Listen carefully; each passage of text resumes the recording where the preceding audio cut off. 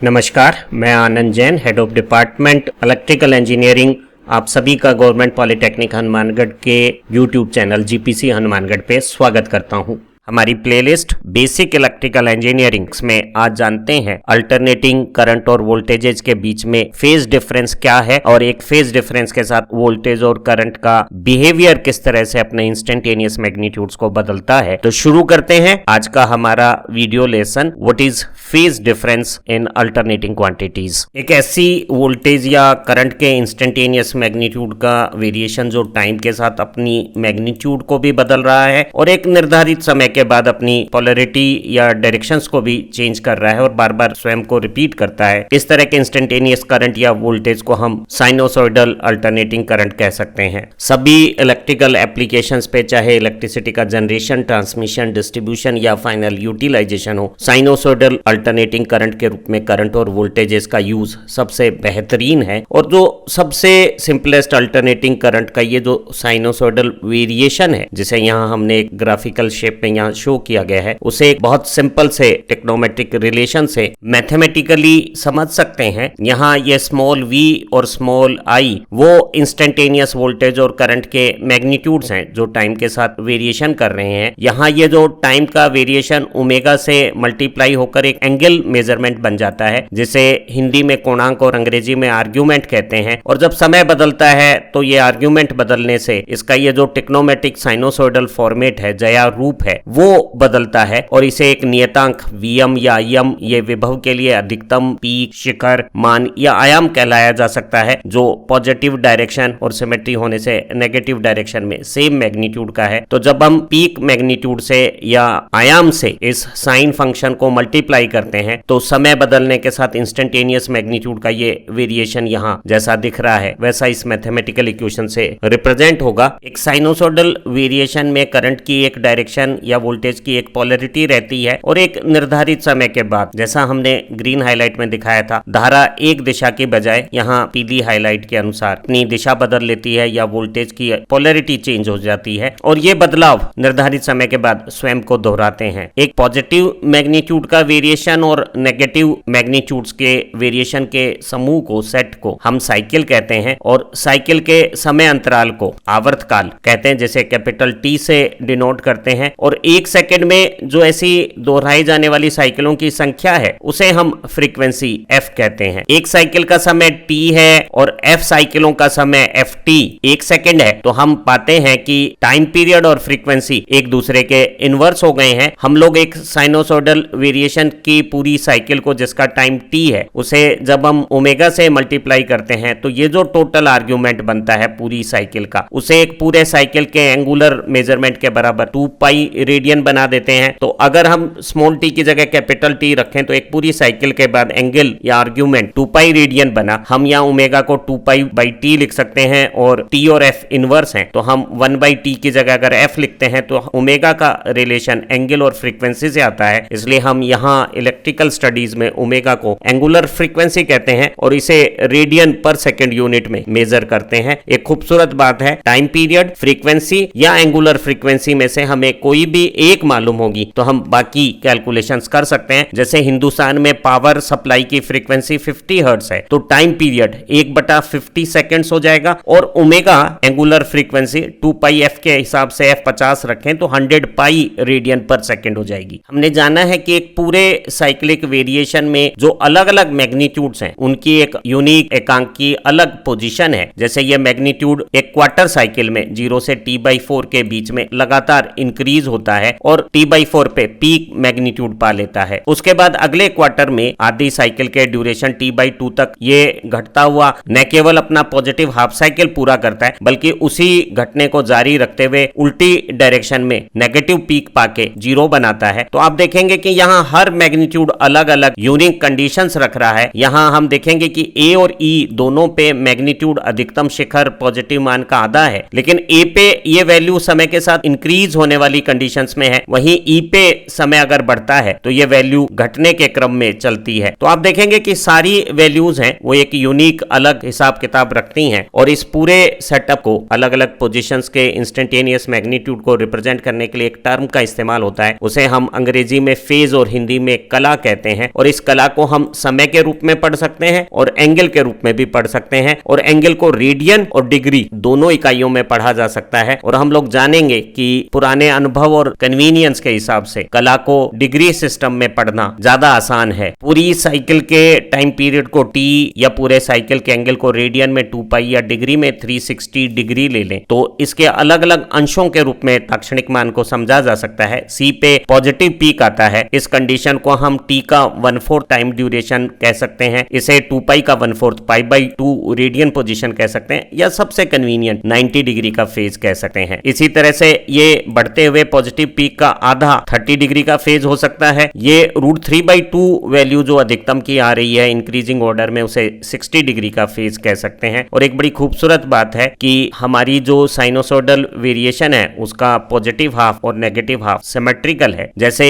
यहाँ 0 से 90 प्लस की साइड में सी पे पॉजिटिव पीक आ रहा है, 360 को अगर एक बार फिर हम 0 करके उल्टी डायरेक्शन के एंगल को अगर नेगेटिव फेज एंगल बोलें तो ये जो 270 है उसे -90 डिग्री अगर पढ़ा जाए तो ई की पोजीशन और सी की पोजीशन पे मैग्नीट्यूड सेम है और दोनों 90 डिग्री प्लस और -90 डिग्री पे। आप देखेंगे कि +90 पे मैग्नीट्यूड पॉजिटिव है तो -90 पे मैग्नीट्यूड नेगेटिव है। इसी तरह से 30 पे अगर ये पॉजिटिव पीक का आधा है तो -30 पे ये नेगेटिव पीक का आधा है। तो अगर किसी को पॉजिटिव साइकिल के बारे में जानकारियां हैं तो वो नेगेटिव साइकिल पार्ट के लिए भी उन जानकारियों से एनालिसिस कर सकता है। एक हाफ साइकिल में भी 90 डिग्री के 30 कम वाली पोजीशन पे यानी 60 डिग्री पे और 30 ज्यादा वाली पोजीशन पे यानी डी पे 120 डिग्री एंगल पे आप पाएंगे कि इंस्टेंटेनियस मैग्नीट्यूड सेम है। बस फर्क ये है कि 0 से 90 तक ये लगातार इंक्रीजिंग ऑर्डर में है और 90 से ऑनवर्ड्स ये डिक्रीजिंग ऑर्डर पे है। तो अगर हम 0 से 90 के बीच में साइनोसोडल वेरिएशन को ज्यादा गहराई से समझ लेते हैं तो हमें साइनोसोडल वेरिएशन को समझने में आसानी रहती है। जरा जानते हैं कि 0 से 90 के बीच में साइनोसोडल वेरिएशन क्या बारीक बातें रखता है। एक साइनोसोडल वेरिएशन जो यहाँ काली गहरी लाइन में शो किया हुआ है और एक लीनियर वेरिएशन जो यहाँ हल्की स्ट्रेट लाइन से रिप्रेजेंट हो रहा है, इन दोनों में एक भारी अंतर है। अगर दोनों की समय की शुरुआत में मान समान हो और दोनों अपने अधिकतम शिखर मान के बराबर मान पे एक ही स्थिति पे आ रहे हैं तो हम पाते हैं कि जो साइनोसोडल क्वांटिटी है वो तेजी से बदलते हुए अपने अधिकतम शिखर मान का आधा मान 1/3 अंतराल में यानी 30 डिग्री की कला में ही प्राप्त कर लेती है, जबकि एक रेखीय लीनियर चेंज है वो अपना आधा मान 90 के आधे 45 डिग्री की कला में पाएगा। और उसी समय एक साइनोसोडल वेरिएशन आप देखेंगे कि अपने अधिकतम के 70.7% वैल्यूज पे पहुंच गया है। एक साइनोसोडल मैग्नीट्यूड 0 क्रॉस के समय तेजी से बदल रहा है और वो पहले आधे हिस्से में समय के 71% बदल रहा है और दूसरे आधे हिस्से में ये जो वेरिएशन है आप देखेंगे यहाँ 90 डिग्री तक वो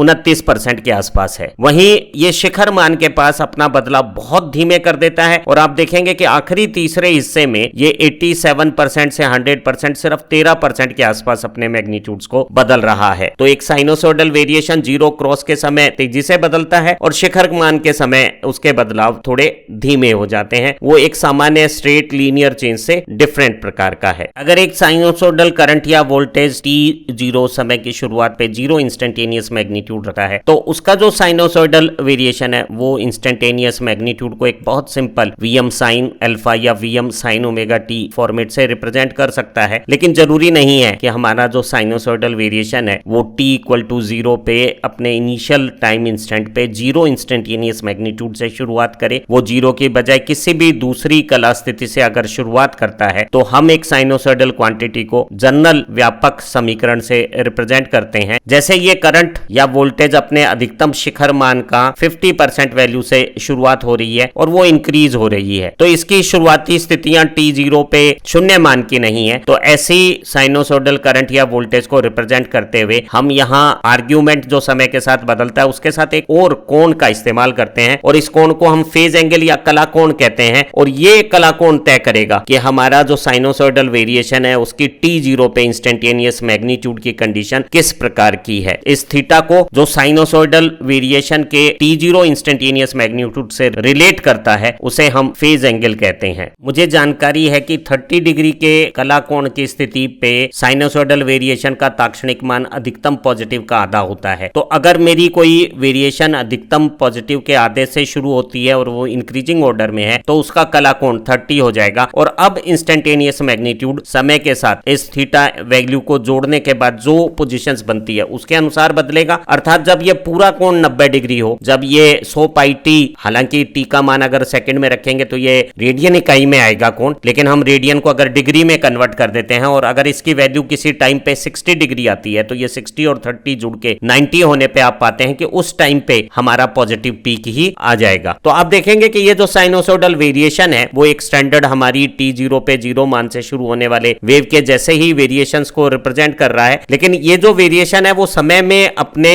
जो स्थितियां हैं वो एक स्टैंडर्ड वेव से कुछ पहले पा रहा है। हम कहते हैं कि ये एक ऐसी कोई वेव है जो स्टैंडर्ड साइन वेव से 30 डिग्री आगे की कलाओं के साथ बदलती हैं, यानी स्टैंडर्ड वेव और इस वेव में 30 डिग्री का कलांतर है। जरा हम कलांतर को और गहराई से समझते हैं, एक दूसरी वेव के बारे में जानकारी करते हैं। अगर कोई साइन वेव अपने पॉजिटिव पीक मैग्नीट्यूड के साथ शुरुआत कर रही है और अब ये मैग्नीट्यूड पीक पाने के बाद 0 होकर नेगेटिव पीक की तरफ समय के साथ बदल रहा है, तो आप पाएंगे कि हमारा जो पॉजिटिव पीक है वो 90 डिग्री की फेज कंडीशंस थी। तो यहां अगर हम फेज एंगल की जगह 90 रख देते हैं और ये हमारा जनरल एक्सप्रेशन हो जाता है साइनोसॉइडल वोल्टेज के वेरिएशन का, तो आप पाएंगे कि t0 पे ही इसका ये जो पूरा आर्ग्यूमेंट 0 और फेज एंगल 90 के साथ ये मैग्नीट्यूड 90 होने से साइन 91 होता है। तो इंस्टेंटेनियस मैग्नीट्यूड 100 into 1 पूरा पीक मैग्नीट्यूड हो गया है। तो आप देखेंगे कि ये जो वेरिएशन है वो एक स्टैंडर्ड साइन वेव से कला में 90 डिग्री आगे रहते हुए अपने बदलाव को कर रहा है। एक स्टैंडर्ड साइन वेव 180 आधी साइकिल के बाद 0 क्रॉस करती थी। ये जो हमारा 90 डिग्री फेज वाला साइनोसॉइडल वेरिएशन है वो क्वार्टर साइकिल के बाद ही, यानी 180 की बजाय सिर्फ 90 डिग्री के अंतराल के बाद ही 90 डिग्री पहले समय में अपने उस कंडीशंस को पा रहा है जो एक स्टैंडर्ड साइन वेव प्राप्त कर रही है। हमने पिछली वीडियो में डिटेल से पाया था कि अगर कोई साइन वेव नेगेटिव पीक से शुरुआत करती है और उसके बाद वो 0 वैल्यू पाके पॉजिटिव हाफ साइकिल को ट्रेवल करती है तो उसकी ये जो कला स्थिति है वो -90 की कला स्थिति है। और साइन ओमेगा टी -90 को कोई माइनस को साइन फंक्शन कह के भी रिप्रेजेंट कर सकता है। और आप देखेंगे कि ये जो वेव है वो समय में 90 डिग्री की कला आने के बाद वैसी स्थितियां पालेगी जो स्टैंडर्ड साइन वेव की t0 कंडीशंस पे, जैसा कि हमने यहाँ नीली कर्व से दिखाया हुआ है, उस तरह की होंगी। तो आप पा रहे हैं कि ये जो मेरी 90 डिग्री माइनस कला कोण की वेव है वो वैसी ही स्थितियां पा लेती है जो एक स्टैंडर्ड साइन वेव की है, लेकिन ये सारी स्थितियां समय में 90 डिग्री बाद आती हैं। तो ये समय में 90 डिग्री पिछड़कर अपना बदलाव कर रही है, ऐसा हम समझ सकते हैं। एक स्टैंडर्ड साइन वेव जब t0 पे 0 इंस्टेंटेनियस मैग्नीट्यूड से शुरू होती है तो वो 45 डिग्री की कला स्थिति पे अपने अधिकतम पॉजिटिव पीक का 70.7% वैल्यू प्राप्त कर लेती है। और क्योंकि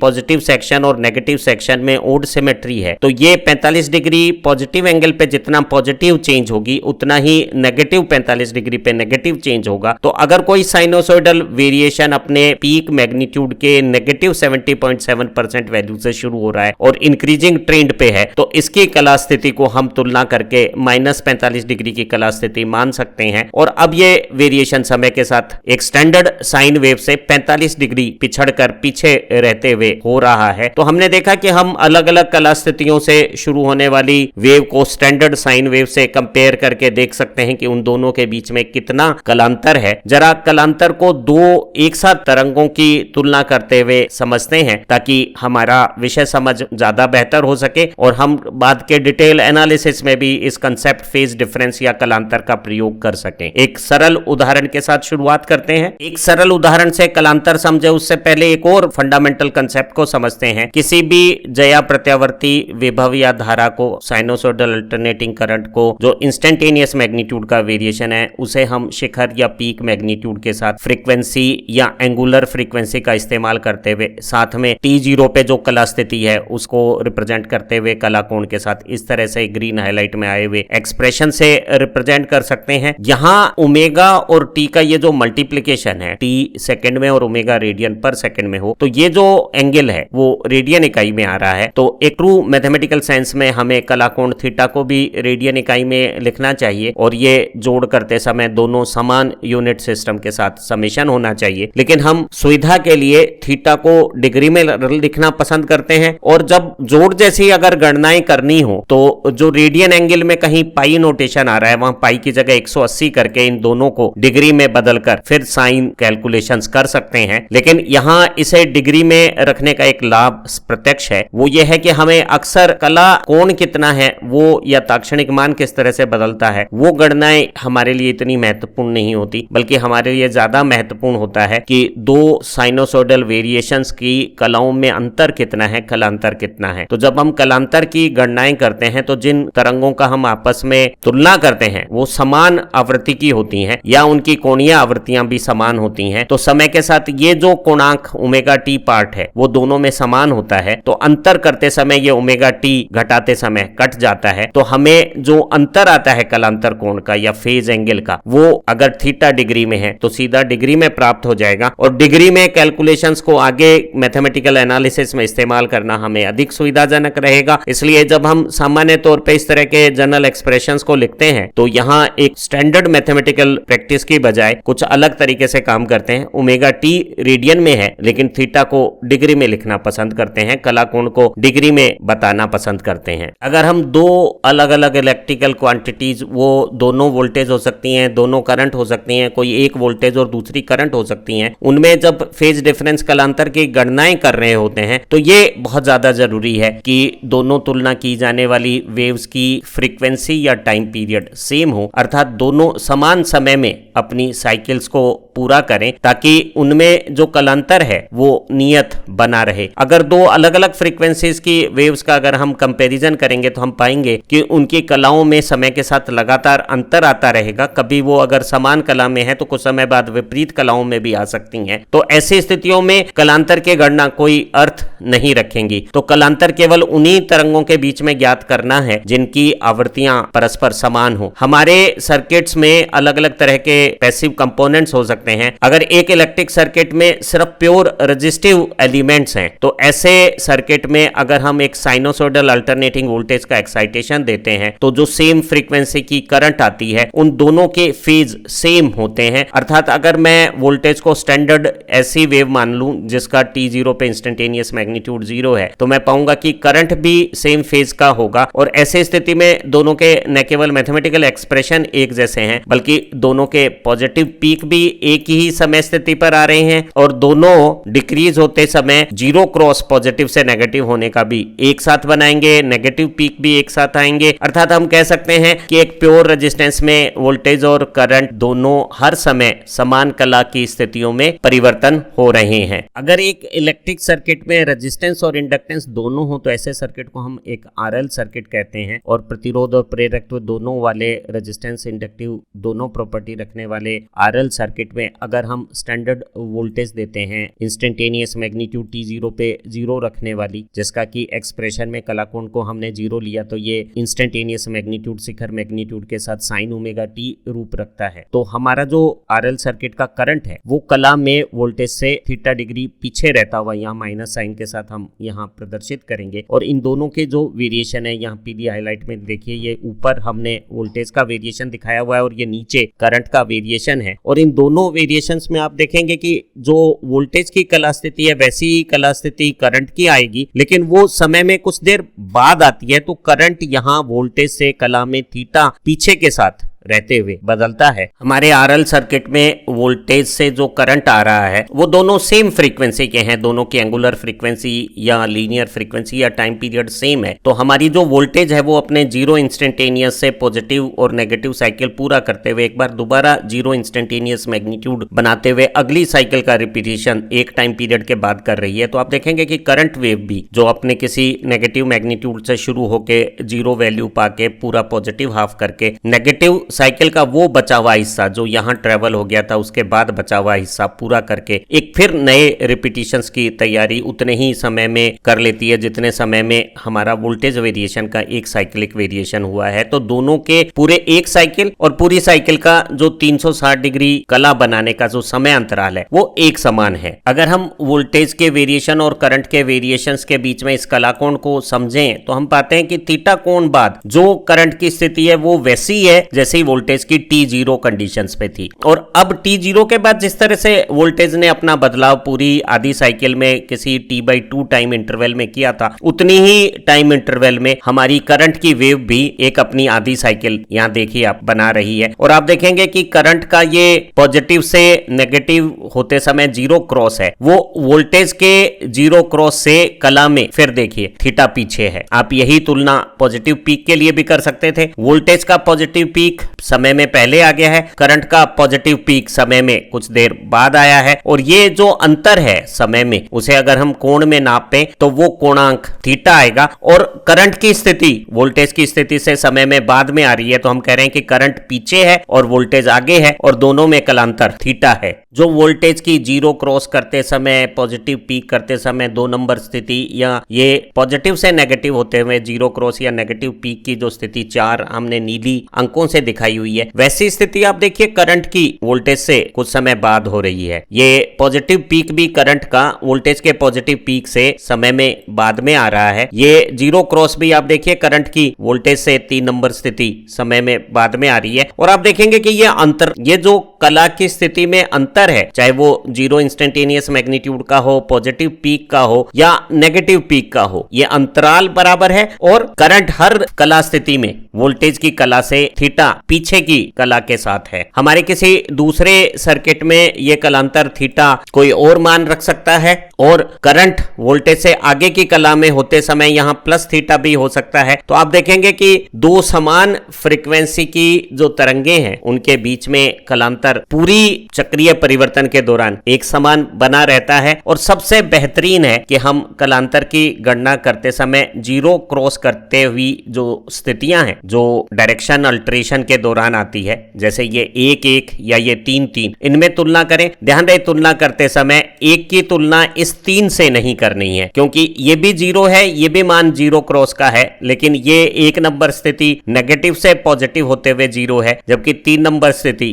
पॉजिटिव से नेगेटिव होते हुए जीरो है। तो हम ऐसी स्थितियों के अंतर से जो समय में आ रही है हमारे सामने, उससे 2 तरंगों के बीच में कलांतर की जानकारी प्राप्त कर सकते हैं। और जो तरंग समय में पहले आ रही है, जैसे यहाँ नीला 1 नंबर स्थिति जो वोल्टेज की है, वो करंट से थीटा एंगल पहले आ रही है, तो हम कह रहे हैं कि वोल्टेज करंट से थीटा आगे है, या करंट वोल्टेज से थीटा कला कोण पीछे की कला में है। और यह कला कोण थीटा का मान अलग अलग परिपथ स्थितियों में अलग हो सकता है, और करंट लैगिंग के बजाय लीडिंग कंडीशंस पे भी हो सकता है। हम जब विषय को और गहराई से जानेंगे तो इस विषय के बारे में और जानकारियां हमें समझ आएगी, और हम पाएंगे कि करंट और वोल्टेज के बीच में कलांतर से परिपथ की शक्तियों का निर्धारण होगा। और कला कोण समझना किसी भी प्रत्यावर्ती परिपथ को समझने के लिहाज से सबसे महत्वपूर्ण जानकारी है। हम अपनी अगली वीडियो में इंस्टेंटेनियस ये जो वेरिएशन है मैग्नीट्यूड का, वो कितने नियत धारा के बराबर है, या